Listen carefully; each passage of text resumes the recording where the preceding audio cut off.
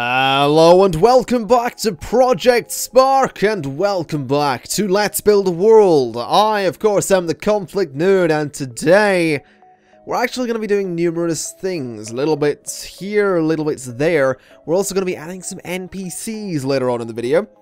But to begin with here, we're actually going to be adding another farm. Now, a little while ago, we added that farm over on the right there with the yellow flowers in the fields. This farm is going to have loads of red flowers in the fields. I was actually originally going to leave it alone and maybe do some trees or something with the apples and all that stuff, maybe have an apple orchard, but I figured it's a bit of a weird area to have one. That hill there sort of gives it a little bit of differentiation, I suppose, so I figured just cover it in red flowers and make it look all contrasting and bright and vibrant, and I think it sort of worked. I'm not entirely happy with this building. There's something about it I just don't like. I might go back and change that. But at the moment, I think it does the job. I did end up using a couple of things in this build that I haven't really used before, namely these types of fences here. I do shrink them down a little bit. I also use a tree stump and some boxy barrel thing in a little bit as well. Just going to add some fences to the front of the build here, and really, that's the building done. Just a little bit of terrain painting to come up shortly, and that will be this build. And while that's all going on, I feel like I sort of need to explain where this series has been, because we have a little bit of a lull in the building here, so just a little bit of time to talk about other things. This series is a nightmare to make. I'm going to be completely honest with you. I really love creative games. I love the idea of Project Spark. I love the idea of making something that could effectively be my own game. The problem is, the controls are really clunky. The thing that puts me off is just the control scheme. I don't know if I can plug a keyboard and mouse into my Xbox One and go to town. If I can, then, well, that will make me want to play Project Spark, but it's just a nightmare to play with a controller. It's so slow and sluggish and just doesn't feel all that great to play. So that's why I take my time with these and really have to psych myself up to do it. Did I have to spend a couple of months psyching myself up? No, I've just been playing other things and being really lazy, so hopefully you can forgive me for that. I don't really have any other excuse than that. I'm just kind of lazy when it comes to certain things, and I'm really intolerant of crappy control schemes with really cool concepts, because that's what this is. Project Spark is an awesome concept, it's just got a terrible control scheme. Anyway, that aside, we're going to be doing the terrain painting now. Of course, adding in all of the sort of cobbly texture around the building here to make it look like it has a nice solid foundation. That will actually need touched up a little bit around here just to make it look a bit neater. And here we go with the red flowers. I was originally just going to leave them in that little area, the top of the hill and back here, but I pretty much covered this entire area with them. They're not quite as densely packed as the yellow flowers in the other farm, and I'm kind of okay with that. Now, I went through here and was looking for some other decorations and found this little stump here, which I quite like. I think I end up using it 3 times, if I'm not mistaken. Yes, I do, actually. Just across the road here, which is where we are right now. I use it in this little area. That's directly across from the farms. That area was just very open and boring and dull. Now, what we're doing here is going around and doing all the little detail-y bits that I've left out. So, smokestacks need to be decorated, so I put in all the smoke and stuff like that, and shortly we're also going to be going and putting in a waterfall. I know this is a weird time to do this, because we're not actually done with the build. I know this looks like it, this sounds like something I should be doing towards the end of the build, but I figured I want to do it now. Something I did there was add some leaves falling from that tree. We're also going about adding butterflies about the place, and just little bits here and there. I also add some a blustering wind coming from the coast, the docks around the corner. You'll see me adding it here. It's very difficult to see, but it just looks nice. I don't know what it is. I really enjoy how it looks. I'm pretty sure this is where we come around and add the waterfall. Now, the waterfall doesn't look perfect, and I wasn't quite sure where to put it at first. This was more of a, I want to add a waterfall, even though I don't have anywhere to put it. I end up just putting it on the side of this cliff and digging into it a bit. I will fill that hole in a little bit to make it look a bit more natural, a little bit less noticeable, I suppose. But we go ahead and add the waterfall, and it doesn't look so great right now. It will look a little bit better towards the end. So the waterfall effect is there. We're going to be adding some splashes to it as well. There will be a waterfall splashing effect in the water as well as some rocks falling in the water, I think. I'm pretty sure I add those as well. They look just a little bit better, adds a little bit more detail to the waterfall there. I think this is right, yeah, the splash from the waterfall itself right there. I also rode the terrain in a little bit, if I'm not mistaken. Yes, I do, just to make it look like it's been eroded away by the waterfall. And this is where I realized it doesn't look that great. The waterfall needs something up here that actually looks like water, even though you'll probably never be there. And I needed to just add these secondary streams to make it look a little bit bigger and a little bit better. Now, what I'm doing here is something that you won't hear right now. You'll hear it in a little bit in the video, because I will give you the example. I'm adding sounds to the world. I added some waterfall sounds there. I actually add 3 different sound elements for the waterfall, so that it's nice and loud, but I also end up adding in a wind sound effect down by the coast. I add in some birds chirping and leaves rustling and all that stuff around the town center and the trees and all that stuff, and just loads of different sound effects that come together to just give a really nice atmosphere to the build. And I'll go silent and you can hear them right now.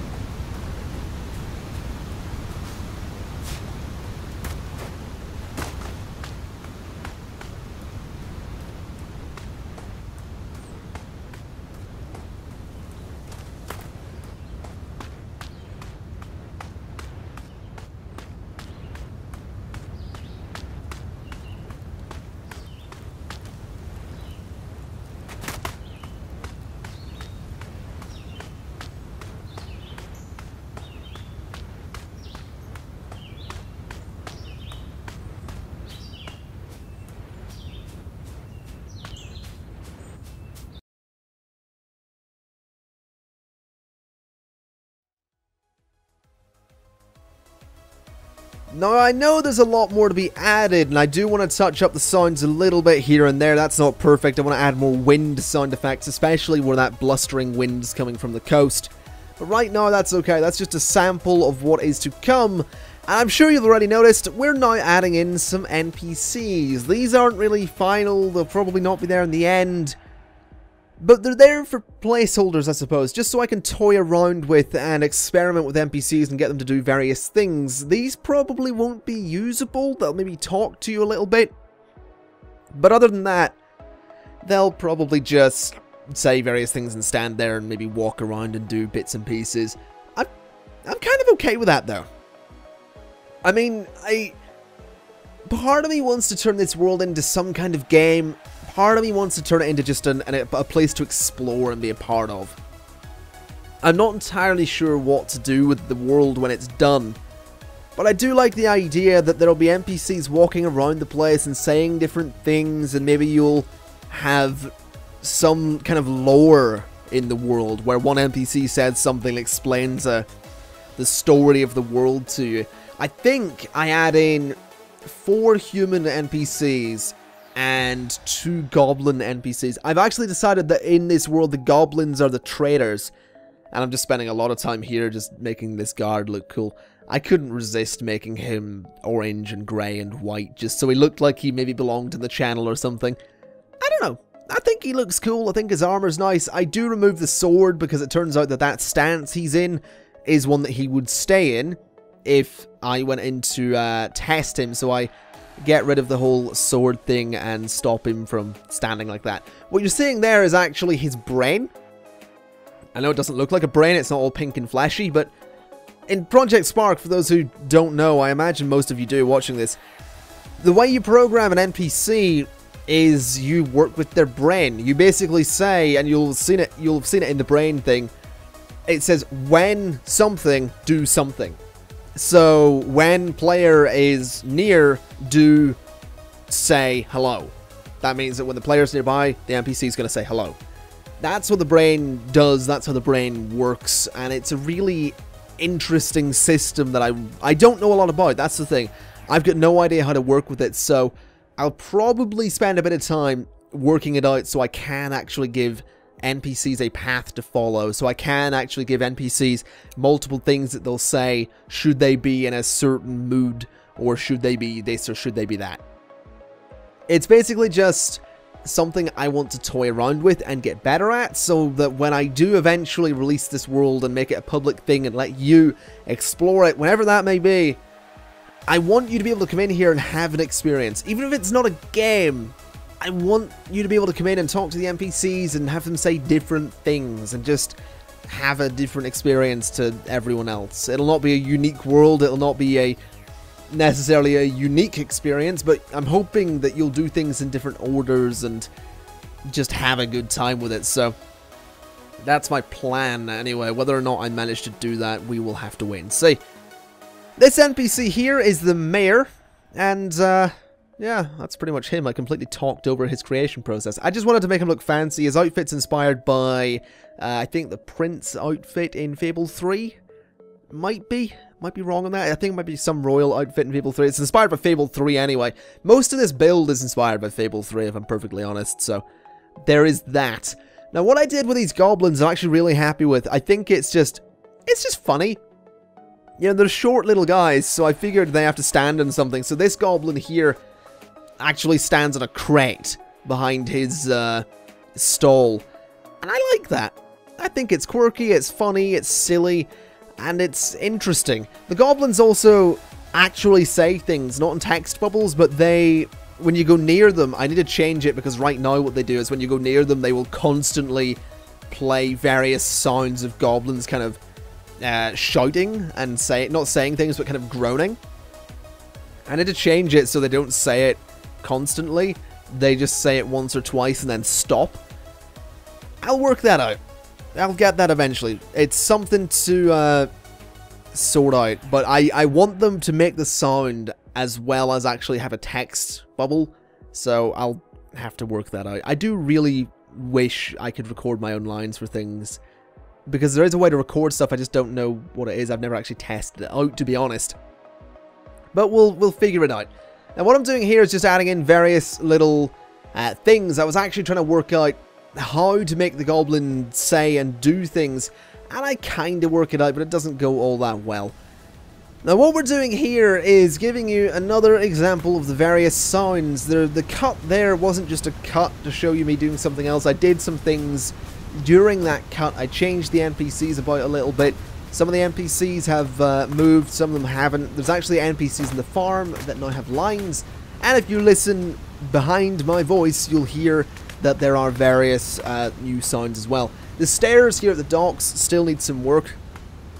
I'm probably just going to use actual stairs instead of trying to use the slabs of stone there. That sign on the left I'm going to change at some point, but if we pop down to the farm, I gave these two NPCs custom lines. This one on the left, for example, will say that, which is absolutely wonderful. That's a line of text. And this one goes on about how busy he happens to be. Busy, busy, busy. Always bloody busy.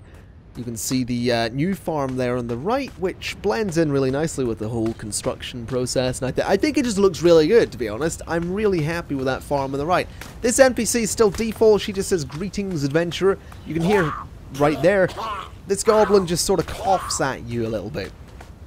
The mayor currently doesn't say anything. This other goblin currently says, well, he sort of coughs at you as well. And it's the same with this knight here. He doesn't actually say anything. But what you will have noticed is that the doors don't open anymore. I fixed that.